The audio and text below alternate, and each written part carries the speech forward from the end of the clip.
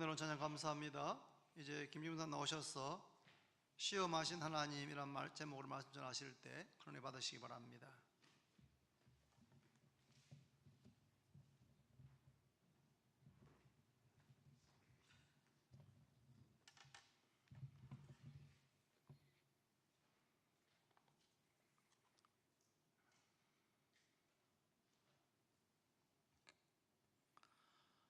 우리가 지난주에 살펴본 것처럼 이스라엘 백성들은 놀라운 구원을 받았습니다. 구원을 받기 전을 생각해 보면 이들은 하나님의 은혜로 출애굽을 하는 듯처럼 그렇게 보였지만 실제로는 그렇지가 않았습니다. 왜냐하면 바로가 자신의 마음을 다시금 완악하게 했기 때문입니다.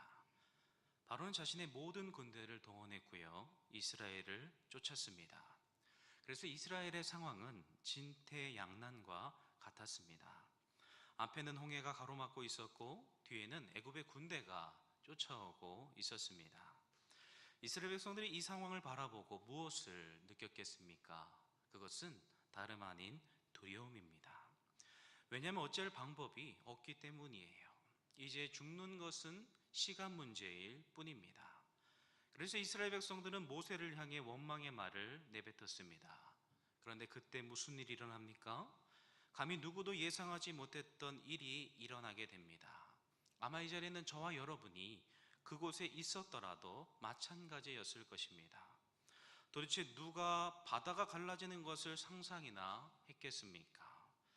기대하는 마음을 가졌을 수는 있습니다. 이 바다가 갈라지게 되면 우리가 그 바다를 지나서 도망칠 수 있을 텐데라는 기대하는 마음을 가졌을 수는 있습니다. 그러나 누구도 이것이 일어날 것이라고는 생각할 수가 없었습니다. 왜냐하면 바다가 갈라지는 것은 불가능한 일이기 때문입니다. 그런데 우리 하나님은 불가능한 일을 가능하게 하셨습니다. 이스라엘 백성들의 생각을 뛰어넘는 방식으로 당신의 뜻을 이루셨습니다.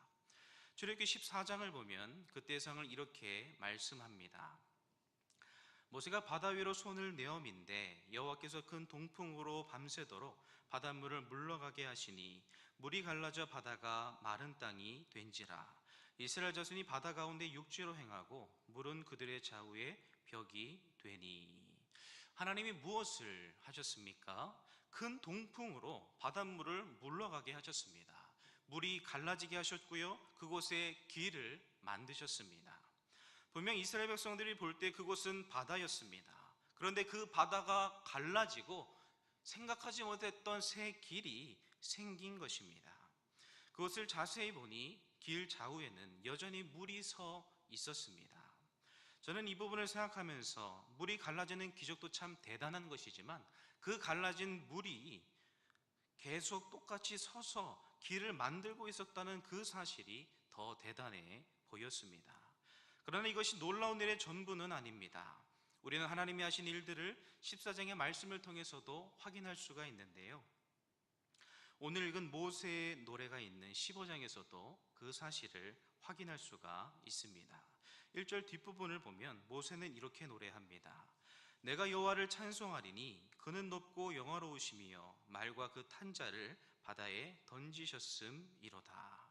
하나님이 또한 어떠한 일을 행하셨습니까? 하나님은 말과 그 탄자를 바다에 던지셨습니다. 여기서 말과 그 탄자라는 표현은 애굽의 군대를 의미하는데요, 구조를 보면 그들이 어떠한 모습으로 이스라엘 백성들을 쫓아왔는지를 잘 보여줍니다. 원수가 말하기를 내가 뒤쫓아 따라잡아 탈취물을 나누니라. 내가 그들로 말미암아 내 욕망을 채우리라. 내가 내 칼을 빼리니 내 손이 그들을 멸하리라 하였으나. 이스라엘을 뒤쫓아오고 있는 애굽의 군대는 마치 굶주린 사자와 같았습니다. 이들의 눈에는 이스라엘을 다시금 종으로 삼겠다는 그 탐욕으로 가득 차 있었고요, 자신들에게서 가져간 그 은금 패물을 빼앗겠다는 욕망으로 충만해 있었습니다. 지금 이들에게서 느껴지는 그 마음은 타오르는 불과 같았다라는 거예요. 이스라엘 백성을 향한 분노로 가득 차 있었습니다. 그런데 하나님께서 이들을 어떻게 하셨습니까? 말과 그 탄자를 던져 버리셨습니다. 앞에서 말씀을 드린 것처럼 이스라엘 백성들은 애굽의 군대를 바라보고 두려워 떨었습니다. 그들의 군대와 말을 바라보면서 이제 모든 것이 끝났다라고 생각을 했습니다. 그런데 하나님은 그들을, 그 강대한 군대를 바다에 던져 버리신 것입니다. 다시금 강한 바람을 불게 하셔서 이들이 바다에 던져진 돌처럼 수장되게 하셨습니다. 이 모든 것을 생각할 때에 이스라엘 백성들은 하나님을 찬양하지 않을 수가 없는 거예요. 그래서 이렇게 노래를 만들어 고백하는 것입니다. 그 고백들을 하나하나 생각해 보면 이스라엘 백성들이 지금 얼마나 흥분해 있는지, 얼마나 하나님을 향한 기쁨으로 가득 차 있는지를 엿볼 수가 있다라는 거예요.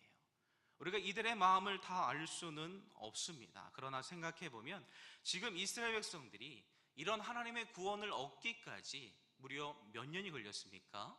400년이라는 긴 시간이 걸렸습니다. 그동안 애굽의 압제 아래서 이스라엘 백성들은 태어나면서 죽는 것이, 그러나 죽는 것이 전부가 아니라 태어나면서 죽을 때까지 노동을 하면서 고통 가운데 살았다라는 것이에요. 아무런 소망이 없는 상태였습니다.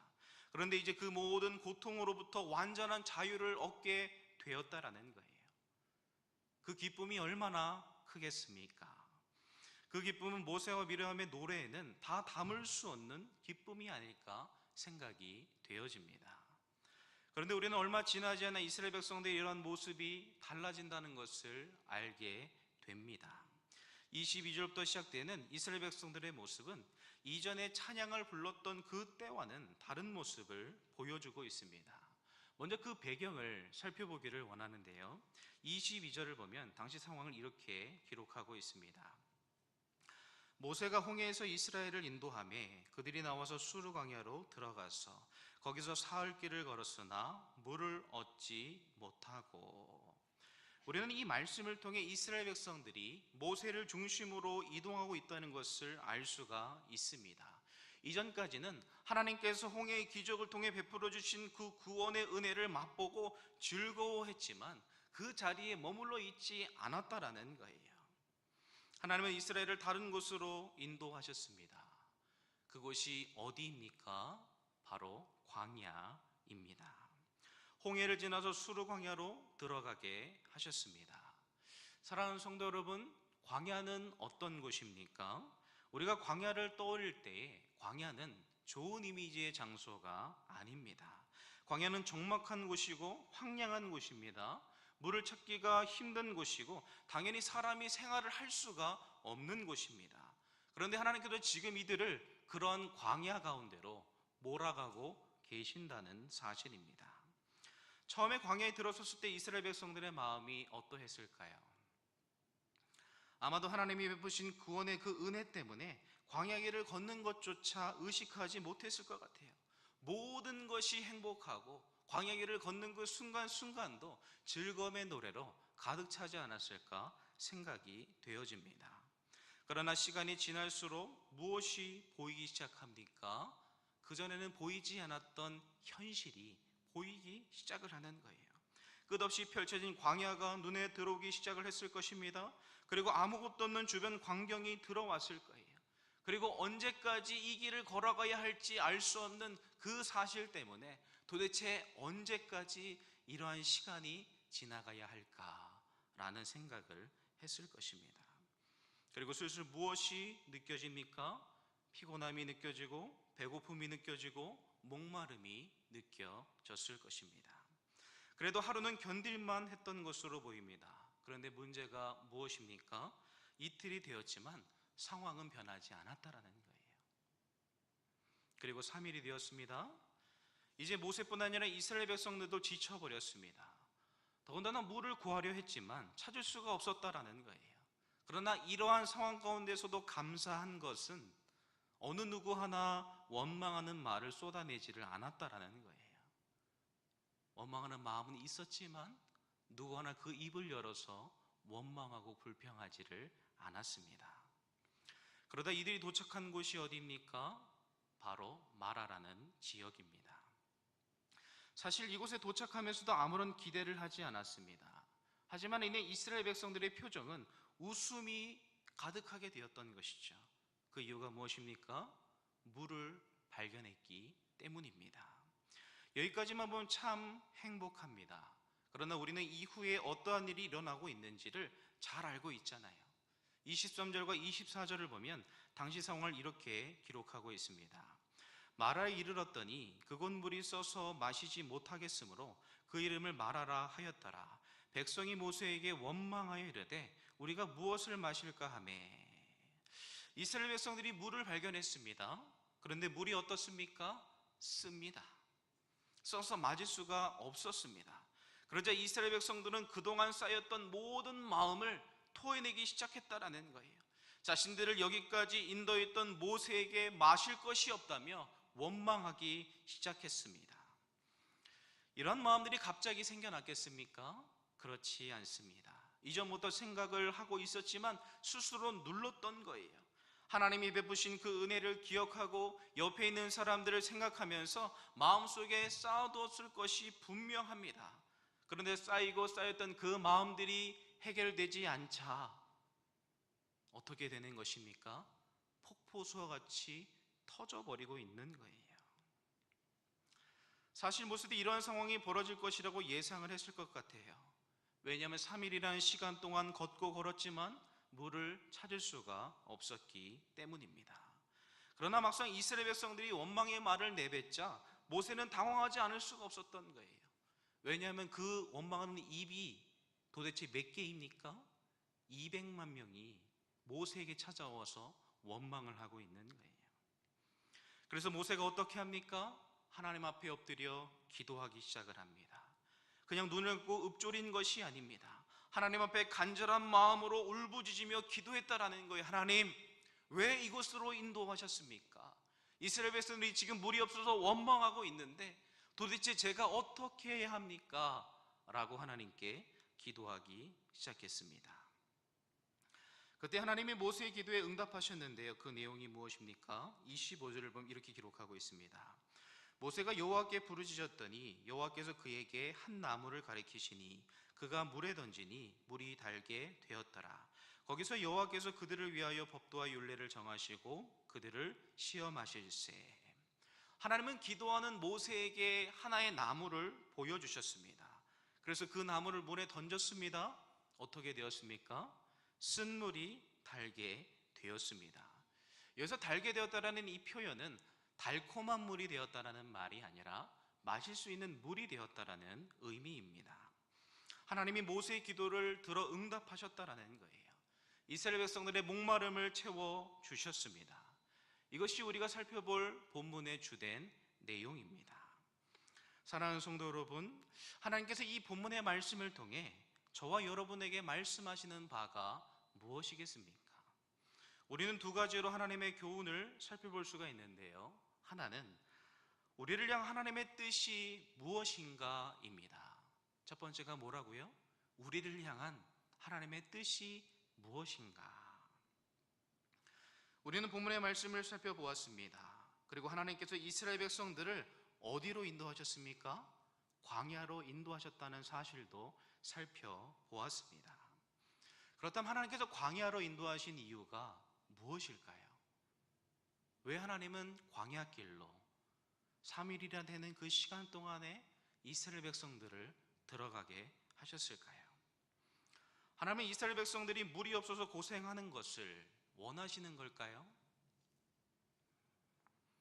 전혀 그렇지가 않을 것입니다. 우리가 항상 잊지 말아야 할 것이 있는데요. 그것은 바로 하나님의 성품입니다. 성경이 말씀하고 있는 것처럼 우리 하나님은 선하시다라는 거예요. 이 사실은 어떠한 상황이나 환경에 따라 변할 수 있는 것이 아닙니다. 항상 동일하다라는 거예요. 우리에게 어떠한 상황이 벌어진다 할지라도 우리는 그것을 우리의 시선이나 관점으로 판단해서는 안 된다라는 것입니다. 우리가 볼 때 그것이 선하게 보이지 않을 수도 있지만 우리는 믿음으로 고백할 수 있어야 한다라는 거예요.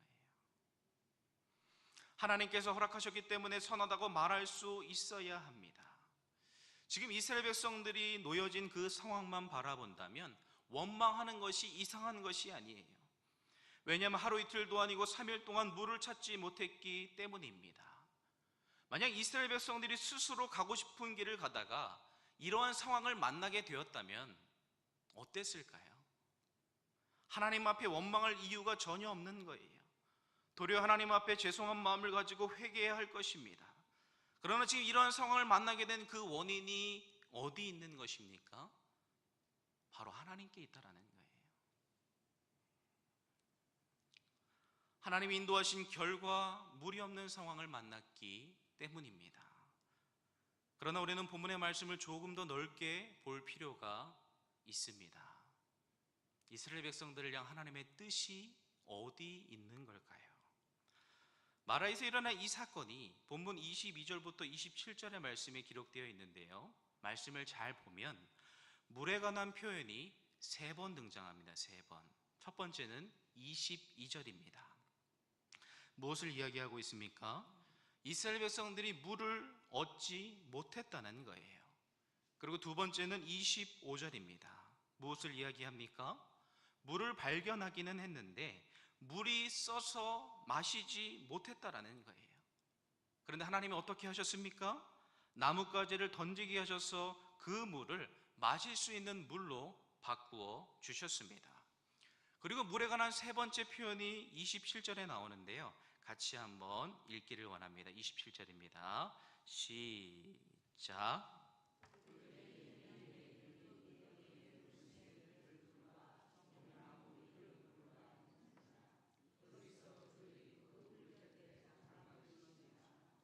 27절도 물에 대해서 말씀하고 있습니다. 어떻게 이야기하고 있습니까? 그곳에는 물샘이 무려 12리 있었고요, 종려나무가 70주가 있었다고 말씀하고 있습니다. 이전에는 물이 없기도 했고요, 물이 있어도 써서 먹지 못했지만 이곳은 어떻습니까?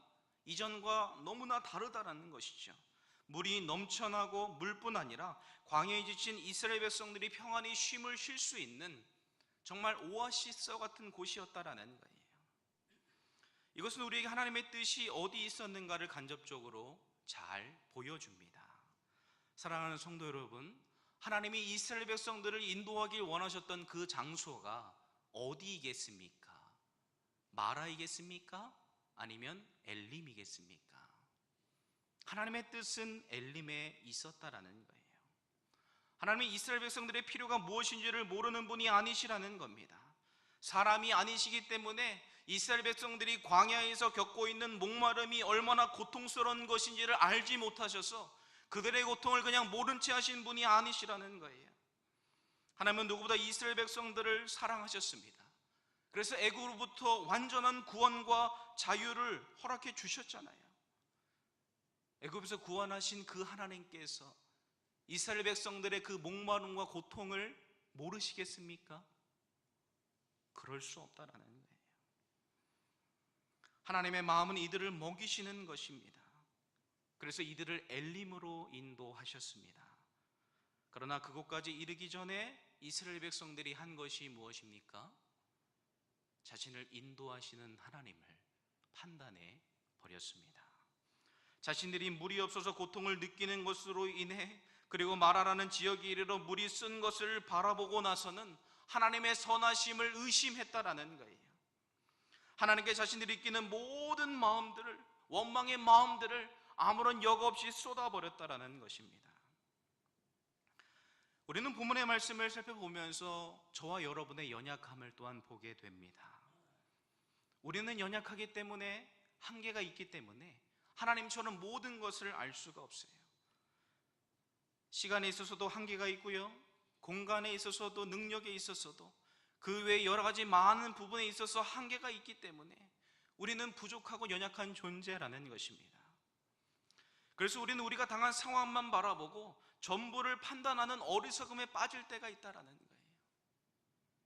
내가 지금 어려우니까, 내가 지금 너무나 힘이 드니까 하나님은 나를 사랑하지 않는 거라고, 다른 사람은 몰라도 하나님은 나를 선하게 인도하지 않는 것이라고 판단해 버립니다. 사랑하는 성도 여러분, 우리 하나님이 어떠한 분이십니까? 성경이 말씀하고 있는 것처럼 우리 하나님은 선하시다라는 거예요. 하나님은 이 자리에 있는 저와 여러분을 지금도 선하게 인도하고 계십니다. 그러나 문제는 지금 우리가 그것을 다 알 수가 없다라는 거예요. 이스라엘 백성들처럼 우리가 느끼는 상황과 문제들로 인해서 하나님의 선하심이 보이지 않는 것처럼 느껴질 수 있다는 거예요. 하나님은 나를 지금 선하게 인도하고 계시는데 나는 그 하나님의 손길이 보이지 않고 만져지지 않고 느껴지지 않는 것입니다. 그러나 우리는 그 하나님을 끝까지 붙들어야 한다는 거예요. 내 안에 원망하는 마음이 일어나고 그 마음이 내 입술을 통해 고백되어지는 그런 상황이랄지라도 하나님 앞으로 나아가야 한다는 거예요.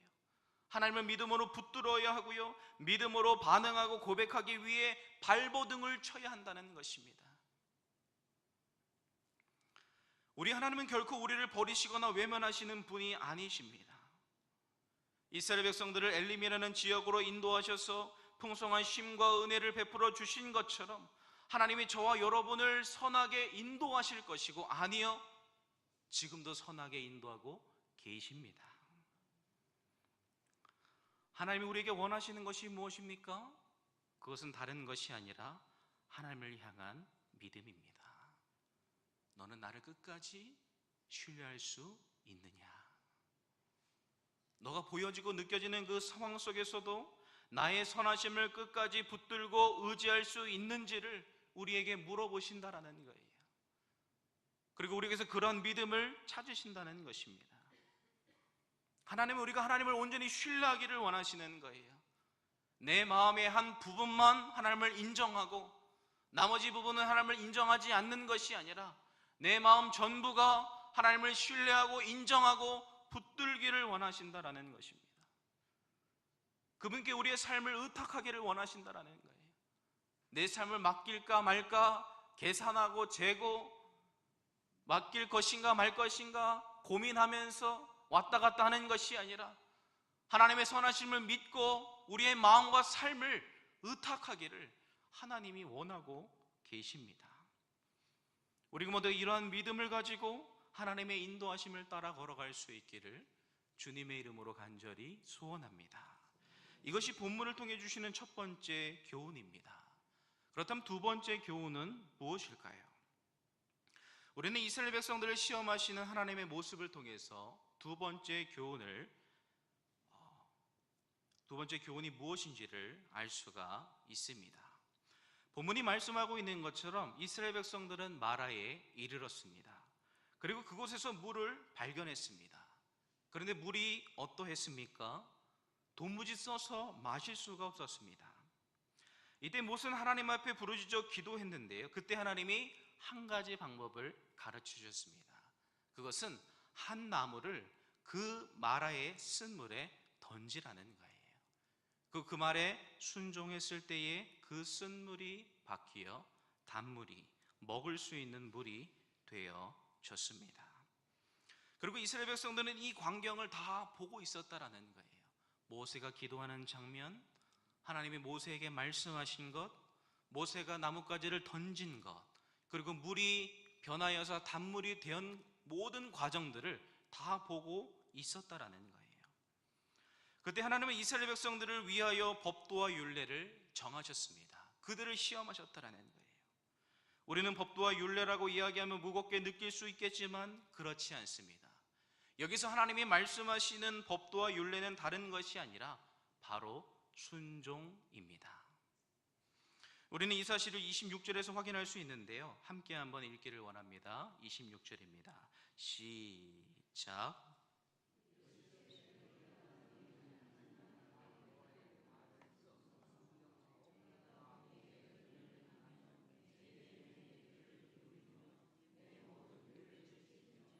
내가 애굽 사람에게 내린 모든 질병의 하나도 너희에게 내리지 아니하리니 나는 너희를 치료하는 여호와임이니라.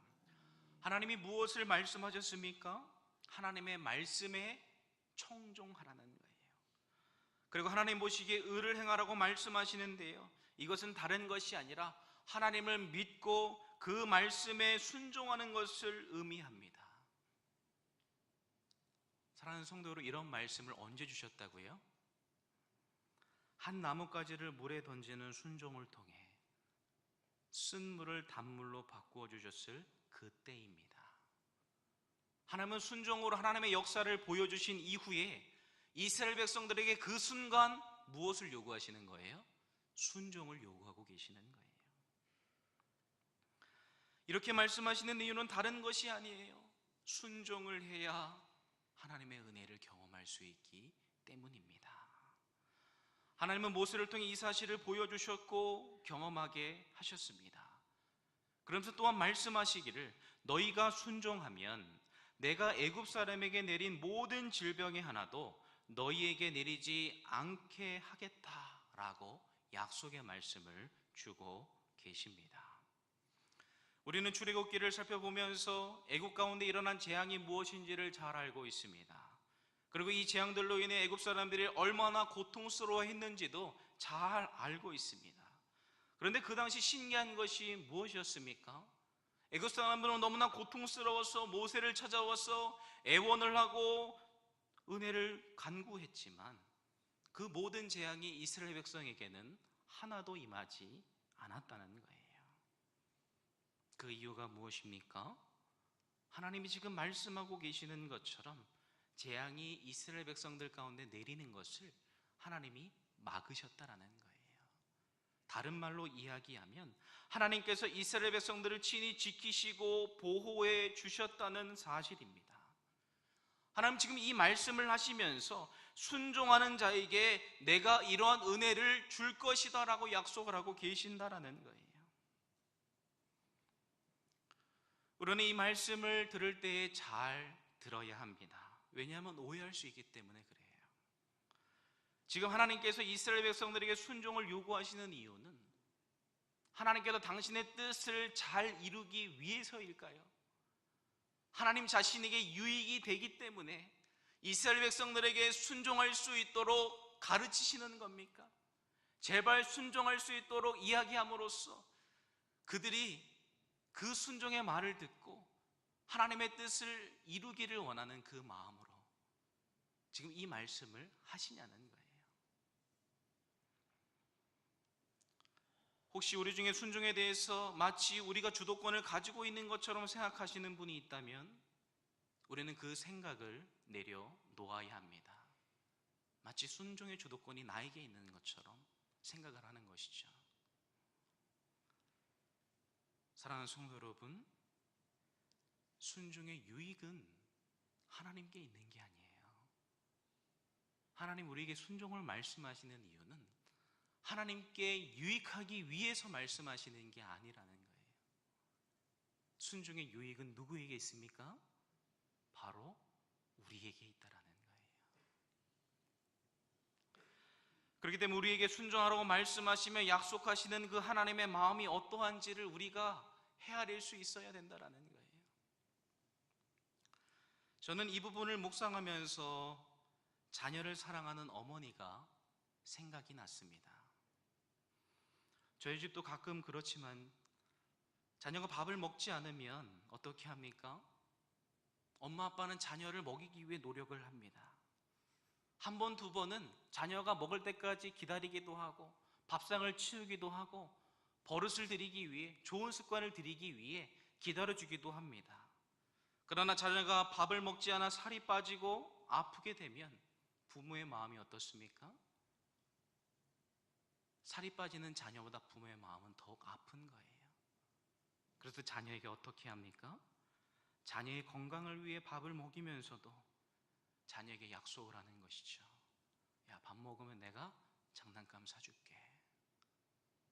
얘야, 밥 먹으면 내가 네가 원하는 거 해줄게. 부모가 자녀에게 이렇게 하는 이유가 무엇입니까?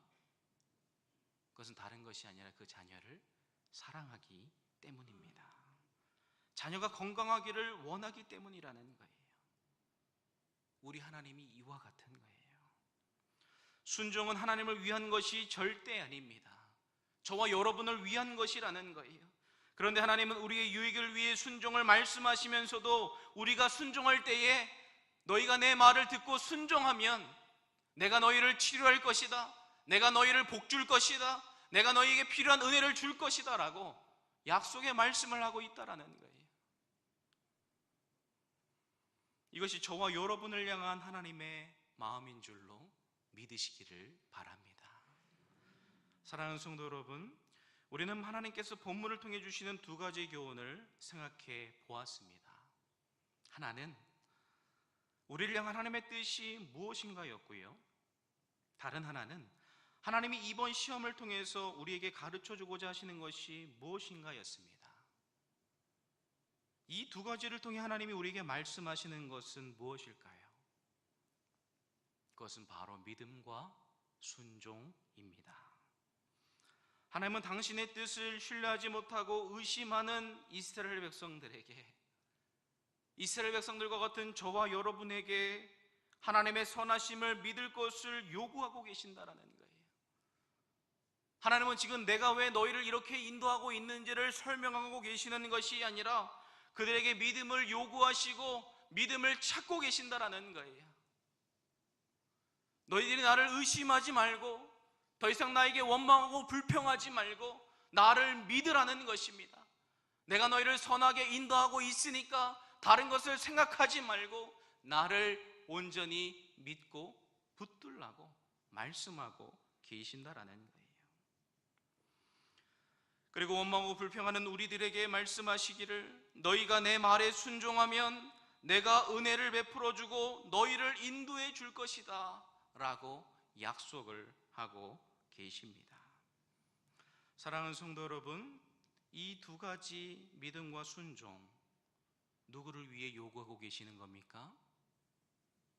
바로 나를 위해 요구하신다라는 거예요. 나의 유익을 위해 하나님이 우리에게 말씀하시기를, 너희가 나를 믿고 내 말에 순종했으면 좋겠다 라고 말씀하고 계십니다. 하나님은 자녀된 우리를 사랑하십니다. 이 세상 그 무엇보다 우리를 사랑하신다라는 거예요. 이스라엘 백성을 사랑하셔서 애굽으로부터 완전한 구원을 허락하신 것처럼 하나님이 저와 여러분을 사랑하셔서 그리스도 예수의 십자가를 통해 우리를 죄 가운데 건져 주셨다라는 거예요.